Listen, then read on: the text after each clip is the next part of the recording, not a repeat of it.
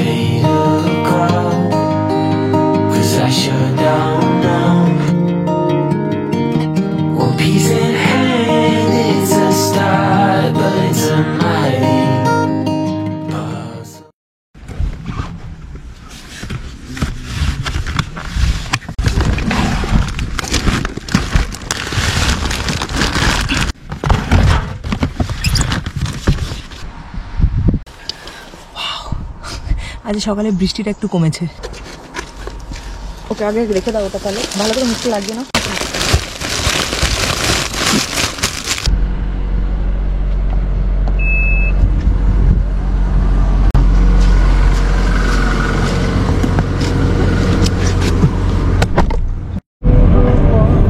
আমরা বেরিয়ে পড়েছি আর ওই হচ্ছে চাঁদ। জানি না দূরে দেখতে পাচ্ছ কিনা চাঁদ। এখানে মোটামুটি দিনের বেশিরভাগ সময় চাঁদ এখন দেখা যায়। আর সামনেটা হচ্ছে বৃষ্টিতে ভেজা। আর আমি জানি না কপিরাইট পাবো কিনা, কারণ গাড়িতে গান চলছে। এই হচ্ছে আমার ড্রাইভার জি। আমরা টাইমে বেরিয়েছি। বাঙালি তো কোনো টাইমে বেরোতে পারে না, তাও 8 ঘন্টা মতো শুধু লেট হয়েছে আমাদের। বাঙালি স্ট্যান্ডার্ডস ইট ইজ ফাইন। হ্যাঁ, আপাতত এই হচ্ছে আমাদের রাস্তা। হালকা বৃষ্টি পড়ছে, চেষ্টা করছি দিনের আলো থাকতে থাকতেই পৌঁছতে। হ্যালো আর ওয়েলকাম আর একটা নতুন ব্লগে। আজকে সকালবেলায় আবার বেরিয়ে পড়েছি আমরা। চারিদিকটা খুব সুন্দর, কিন্তু ডিপ্রেসিং ওয়েদার। আর থাকতে না পেরে আমরা এত মানে মেঘলা আর অন্ধকার দিনের ভেতর একটু বেরোতে হতো কোথাও। তাই জন্য আমরা মোটামুটি এখন নেক্সট 3 দিনের জন্য যাচ্ছি আমাদের নতুন ডেস্টিনেশনে। জায়গাটার নাম হচ্ছে রিসর্ট। তো যখন পৌঁছাবো তখন তোমাদেরকে ডিটেলসে বলতে পারবো। বাট 5 ঘন্টার জন্য এটাই আমাদের রাস্তা এখন।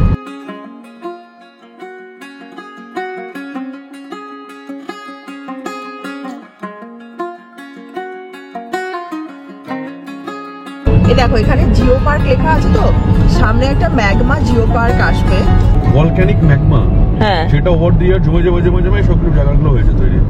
ওকে হ্যাঁ, সেই জন্য মানে কি বলবো, মাটির নেচারটা বা চারপাশের যে জিওগ্রাফিক কি বলবো লুকটা পুরো আলাদা। দেখলেই বুঝতে পারবে যে এটা অন্যান্য জায়গার থেকে একটু আলাদা দেখতে জায়গাটা। তো সামনে দেখাবো তোমাদেরকে, আর একটু পরেই শুরু হবে। হ্যাঁ, এইগুলোই কি সেই ম্যাগমা ফর্মেশন? হ্যাঁ, কালচার রকগুলো। ওকে, এগুলি বহু বছর আগে এখানে তোর ভলক্যানিক ইরাপশন হয়ে ম্যাগমাগুলো জমে সলিডিফাই হয়ে কিছু পাথর গ্লেশিয়ার থেকে এসে এখানে এসে, হ্যাঁ, এই বড় বড় পাথরের চাইগুলো মাঝখানে গ্লেশিয়ারে করে আনা, মানে গ্লেশিয়ারের সঙ্গে বয়ে এসে থেকে গেছে। হ্যাঁ, তো এই যে চারিদিকের যে বড় বড় পাহাড়গুলো দেখছো, এগুলো ম্যাগমা থেকে বানানো, মানে ম্যাগমা হ্যাঁ সলিডিফাই করে এইরকম ফরমেশন নিয়েছে। তো ভাবতেও অবাক লাগে।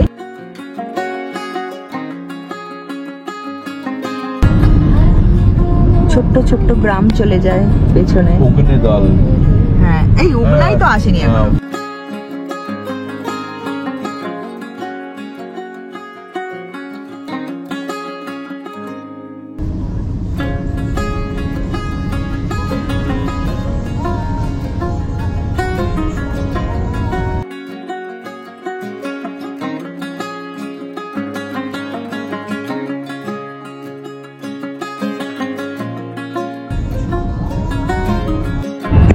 পাহাড়ের মাথায় পুরো মেঘ, হালকা বৃষ্টিতে পুরো মেঘ পাহাড়গুলোর মাথা ঢাকা, সুন্দর দেখতে লাগছে।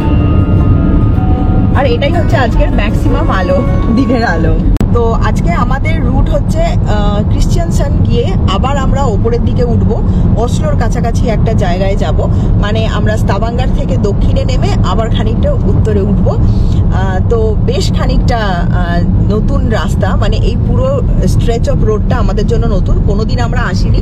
আর দেখো কত নতুন নতুন ঝর্ণা আবিষ্কার করছি। রাস্তার দুই দিকে এরকম প্রচুর ছোট ছোট ঝর্ণা, যেহেতু 1 মাস ধরে ক্রমাগত বৃষ্টি হচ্ছে, বিভিন্ন ধরনের ছোটখাটো ঝর্ণা, নালা, নদী সব ভরে উঠেছে। আর এই লেকগুলো দেখো, বিশাল লেক। আর ওই দিক থেকে চলেছে ট্রেনটাও তোমাদেরকে দেখিয়ে দিচ্ছি, জানি না দেখতে পাচ্ছ কিনা, উল্টো দিক থেকে যাচ্ছে ট্রেন। তো সব মিলিয়ে বেশ একটা মায়াবী পরিবেশ তৈরি হয়েছে। তো এখন মোটামুটি আমরা 1 ঘন্টা মতো ট্রাভেল করলাম। এরপরে কোনো একটা জায়গা দেখে একটু দাঁড়াবো, একটু চা খাবো, কারণ আমরা কেউই ব্রেকফাস্ট করিনি আজকে বেরোনোর সময়। তো বৃষ্টিটা একটু কমলে কোথাও একটু দাঁড়ানো যাবে।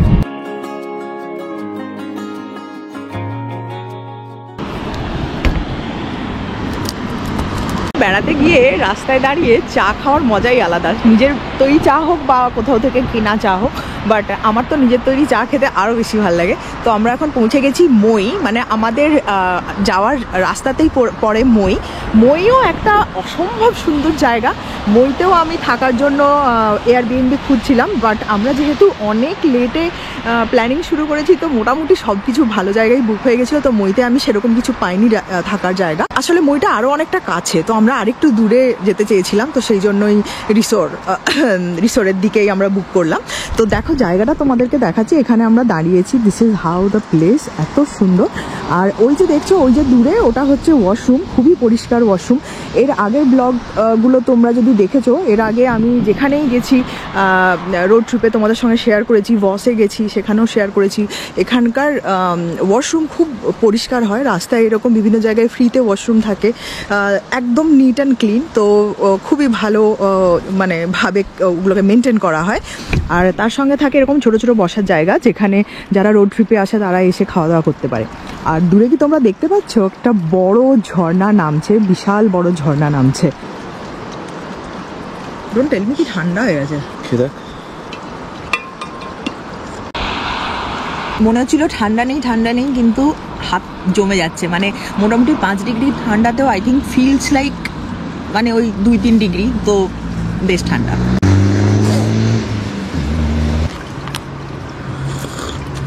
কেকটাকে স্লাইস করে আনলে ভালো হতো, বাট একদম মাথা থেকে বেরিয়ে গেছে।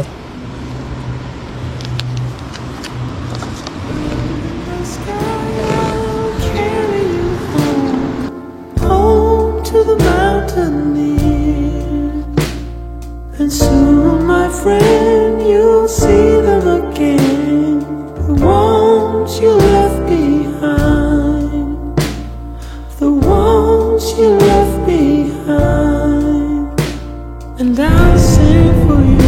The key bridge. Fedafjord and Brualand. Wow. আর এইদিকে হচ্ছে ফিয়র্ড। একটা টানেল থেকে বেরোলাম, তো ব্রিজটা শুরু হলো, আর একটা টানেলে এবার ঢুকছি। এটা একটা 3.5 না 3.2 কিলোমিটার, 3.2 কিলোমিটার লম্বা টানেল শেষ হলো, একটার পর একটা টানেল। মানে নরওয়েতে যদি রোড ট্রিপে যাও, যেটা কমন পাবে সেটা হচ্ছে টানেল। একটা টানেল শেষ হয়, আরেকটা টানেল শুরু হয়। একটা পাহাড় থেকে আরেকটা পাহাড়ে যাওয়ার সব থেকে তাড়াতাড়ি উপায় হলো এই টানেল সিস্টেম। বন্ধ করে দিয়েছে রাস্তা এখানে বন্ধ, এখন আমাদের আবার ডিটোর নিতে হচ্ছে।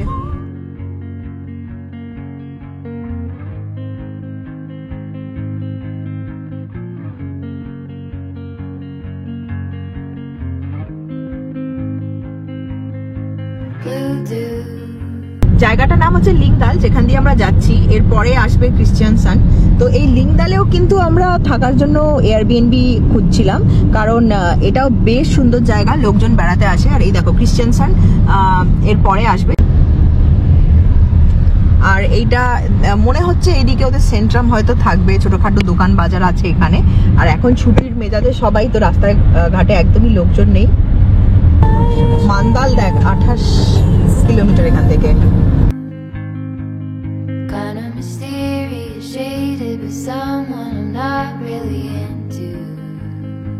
Do you need to fix it? আচ্ছা, এই শহরটা হচ্ছে মান্দাল, যেটা পেছনে পেরিয়ে এলাম, আর ওর সেন্ট্রামটা হচ্ছে ডান দিকে। এটাও কিন্তু এখানকার একটা বড় শহর, মানে সাউথ নরওয়ের, দক্ষিণ নরওয়ের এগুলো বেশ বড় শহর। লিগনাল, মান্দাল, আর আরেকটা শহর পেরিয়ে এলাম লিন্দেসনেস। এই সবগুলোই বেড়াতে যাওয়ার পক্ষে বেশ সুন্দর মানে অপশনস থাকে, থাকার জায়গা ভালো অপশন পাওয়া যায়। তো তোমরা যদি কেউ সাউথের দিকে বেড়াতে আসো, সরি চিংগাম খাচ্ছি, তোমরা যদি সাউথের দিকে বেড়াতে আসো নরওয়ে, দেন এই জায়গাগুলো দেখতে পারো ফর শিওর। এইদিকের আবহাওয়াটা অনেকটাই বেটার। আমরা এখন ক্রিস্টিয়ানসান ঢুকে গেছি। ক্রিস্টিয়ানসান খুবই বড় একটি শহর, নরওয়ের মানে বেশ বড়ই বলা যায় একটা শহর। শহরটা পাশে রেখে আমরা হাইওয়ে দিয়ে বেরিয়ে যাচ্ছি। মোটামুটি একটু বড় শহরে এলেই বোঝা যায় যে চারিদিকে ট্রাফিকটা কত বেশি। একটু আগে পুরো স্লো মুভিং ট্রাফিক ছিল, আর এখনও দেখে মানে তার কিছুটা বুঝতে পারছো, প্রচুর রাস্তাঘাটে প্রচুর গাড়ি, আর স্পিড লিমিটও এখানে অনেক কম। আর ওই দেখো ডান দিকে ক্রিস্টিয়ানসান পোর্ট, একটা জাহাজও দাঁড়িয়ে আছে, ফিয়র্ড লাইনের একটা ক্রুজ দাঁড়িয়ে আছে। এটা পোর্ট এরিয়া ক্রিস্টিয়ানসানের।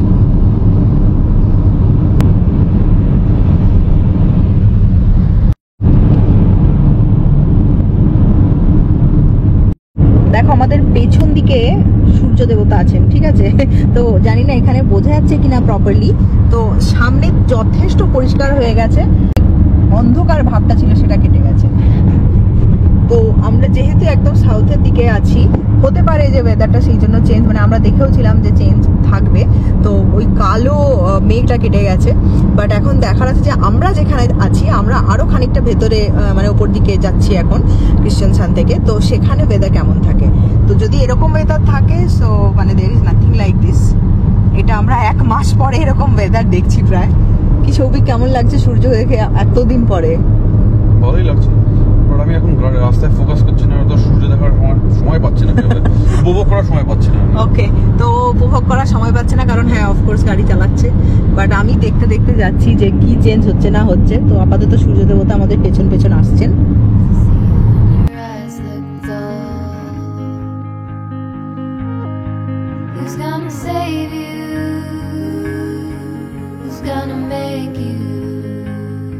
বছরের আমার দেখা প্রথম জমা লেক, কারণ আমাদের ওইদিকে টেম্পারেচার এখনো একটু বেশি, তাই লেকগুলো পুরো জমেনি। কিন্তু এদিকে যেহেতু ক্লিয়ার স্কাই, তো একদম দেখো জমে গেছে এই লেকটা। এর আগেও আরেকটা লেক দেখলাম পুরোই জমা। তো আরেকটাও আছে সামনে, ও এই লেকটাও জমেছে। মোটামুটি পৌঁছে গেছি আমাদের গন্তব্যস্থল, আর কিছু দূরে,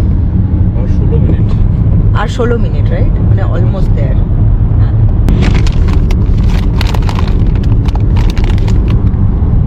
এখানে না মার্শমেলোর উপরে বিভিন্ন ধরনের ডেজার্ট পাওয়া যায়, যেমন এটা, এর ভেতরটা মার্শমেলো দিয়ে বানানো, ব্যানানা ফ্লেভারের, আর উপরটা পুরোটা চকলেট। তো চলতে চলতে যখন একটু বোর লাগে, তখন এই ধরনের ছোটখাটো জিনিসপত্র বেশ খেতে খেতে যাওয়া যায়, বোরডম কাটাতে।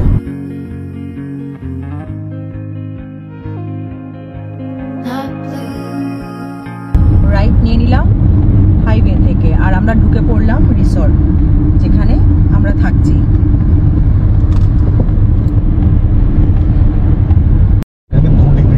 ভালোই ঠান্ডা, আকাশ পরিষ্কার না? হ্যাঁ 2 ডিগ্রি এখন, হ্যাঁ, যেখানে আমাদের স্যান্ডনেসে কিন্তু এখন মোটামুটি 5 ডিগ্রি 6 ডিগ্রি এরকম। হ্যাঁ, তো এখানে ভালোই ঠান্ডা, সেটা অ্যাকচুয়ালি নেমেই বুঝতে পেরেছিলাম। মানে আমরা কিছুক্ষণ আগে যখন নেমেছিলাম তখনই বুঝতে পেরেছিলাম যথেষ্ট ঠান্ডা। আর এই ঠান্ডাটাই সত্যি কথা আমরা মিস করি। মানে ডিসেম্বরে যদি 2 ডিগ্রি 3 ডিগ্রি না থাকলো নর্মাল ঠান্ডা, তাহলে আর কি ঠান্ডা হলো। লাস্ট ইয়ার প্রচুর প্রচুর ঠান্ডা হয়েছিল। আর কেন মিস করি বলছি, যখনই কম ঠান্ডা হবে তার মানে ক্লিয়ার স্কাই, মানে হচ্ছে সূর্যের দেখা পাওয়া যাবে, হয়তো বরফ পড়বে। তো সেটা আলটিমেট সুন্দর একটা, হ্যাঁ যখন বেশি ঠান্ডা তখনই ক্লিয়ার স্কাই, কারেক্ট। আর যখনই ঠান্ডাটা কম মানে হচ্ছে ক্লাউডি আর রেনি ওয়েদার, তো সেটা খুব একটা কাম্য নয়। ঠান্ডা পড়লে তাও জামা কাপড় পরে আটকানো যায়, কিন্তু যদি প্রচন্ড গ্লুমি ওয়েদার হয় সেটা একটা কষ্টকর ব্যাপার।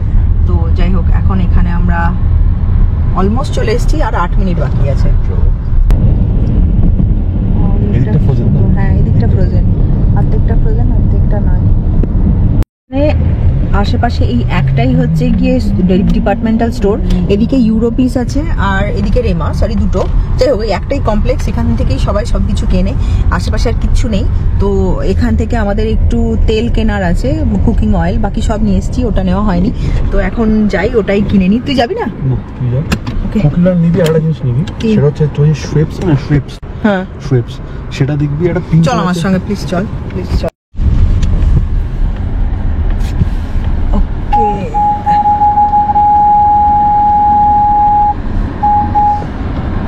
দেখতে পাচ্ছিস সামনে স্টিপ আছে, you can park here also if you want. Yeah, it's very steep. আমাদের বাড়ি হচ্ছে ওইটা, কিন্তু এত স্টিফ রাস্তা, তো আমরা বুঝতে পারছি না যে এখানে গাড়িটা নামানো কতটা বুদ্ধিমানের কাজ হবে, কারণ নেমে উঠতে না পারলে তখন আরেকটা ব্যাপার। তো গিয়ে আগে দেখে আসি।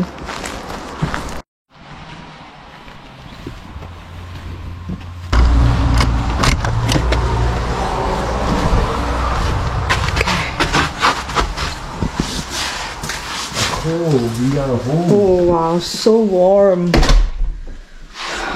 Nice. তেল ছিল সেটাই। হ্যাঁ, শোয়ারটা উপর না, এখানেও আছে, ভেতরেও আছে।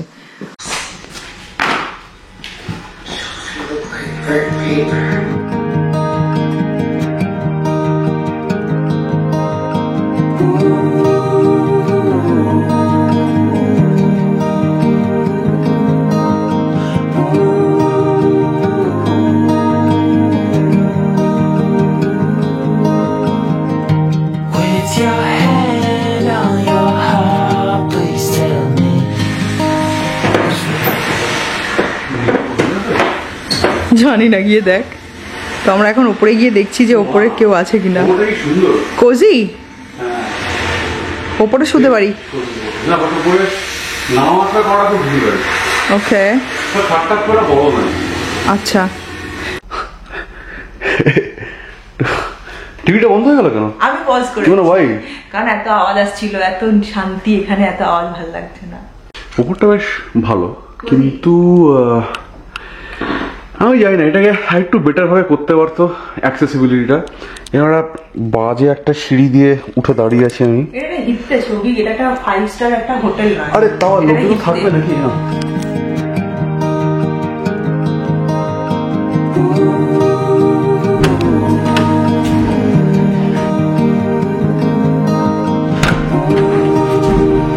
এই ঘরটা আমরা ইউজ করছি না, তাই জন্য লাইটের ঘরটা আমরা জ্বালিনি, বাট এখান থেকে জ্বালা যাবে।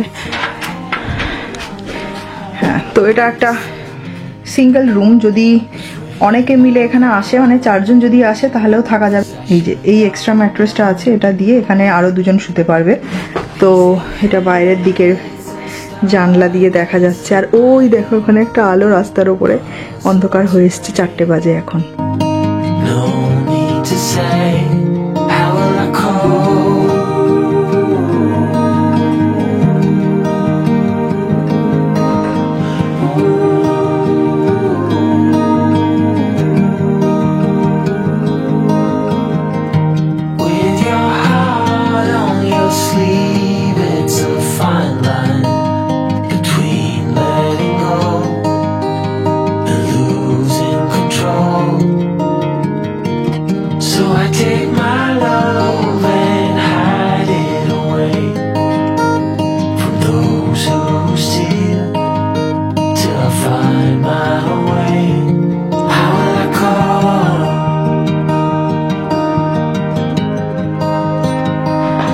এখন এখানে 3 ডিগ্রি।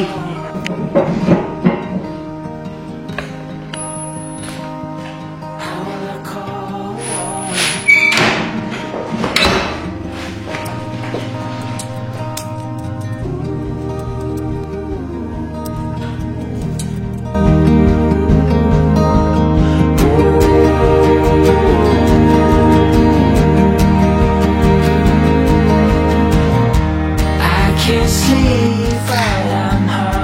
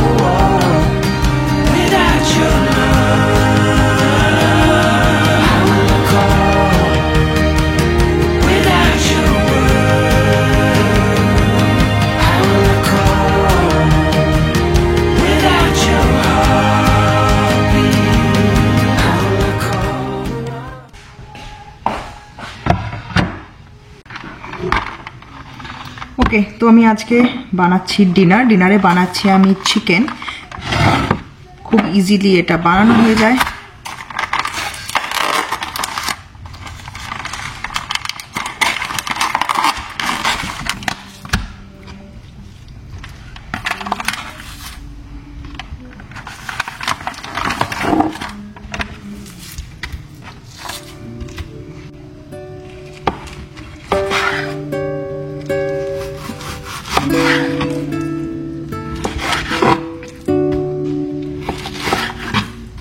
ওকে, চিকেনটা আমি এরকম ধুয়ে নিয়েছি। তো এখানে দিচ্ছি আমি নুন। এই নুনের সঙ্গে একটু কিছু স্পাইসও মেশানো থাকে, খুব বেশি দেওয়ার দরকার হবে না। আর দেবো এই দুটো মশলা।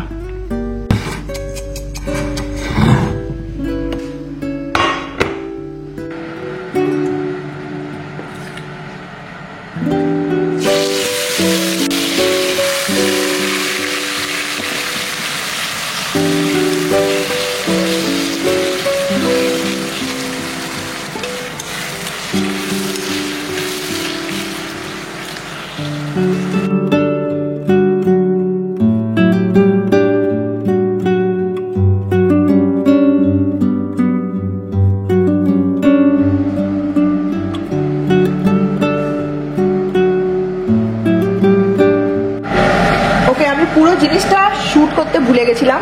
চিকেনটা ফ্রাই করার পর আমি এখানে জল দিয়েছি, আর জল দেওয়ার পর দিয়েছি আমি ক্রিম। আমি এটা 3 টেবিল স্পুন ক্রিম অ্যাড করেছি এই জলটাতে। আর তার সঙ্গে এইটা হচ্ছে শিলিং গিট্টে বলে, মানে শিলিং মানে চিকেন। তো চিকেনের একটা কারি মিক্স আসে, মানে কাইন্ড অফ থাই কারি মতো টেস্ট আসে এটার।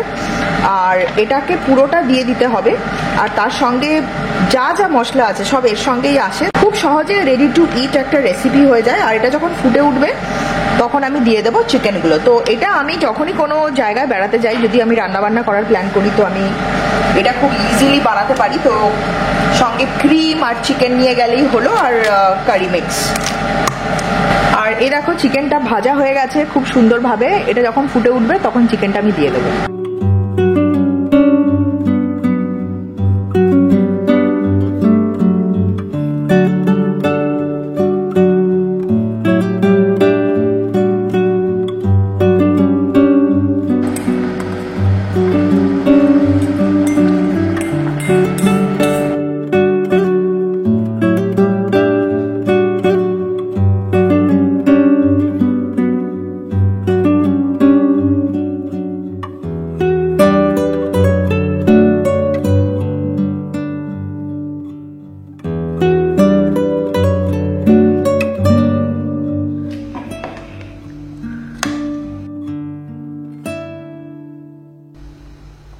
you